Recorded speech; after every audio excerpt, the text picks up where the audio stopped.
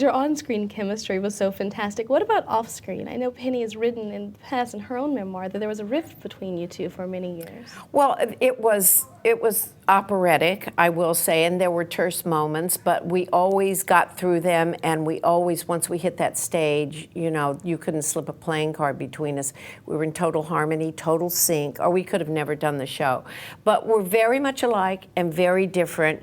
She would get the script on a Monday and have it, you know, down by a Tuesday, and it would take me all week. And so we had different pace of you know, a different way of approaching things, but we always got to the same place at the same time.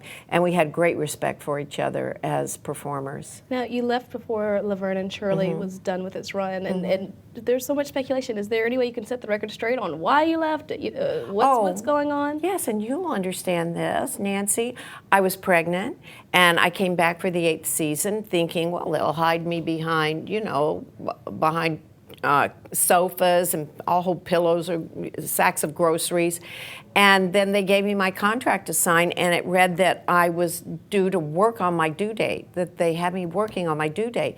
So it went back and forth between the studio and me and trying to sort that all out. And in the end, I mean, it gets so complex, I could have written a whole book on that, but in the end, I left because we couldn't work it out. Do you feel in some ways that it was like a pregnancy firing? Obviously, they knew you were pregnant. You're very obviously pregnant.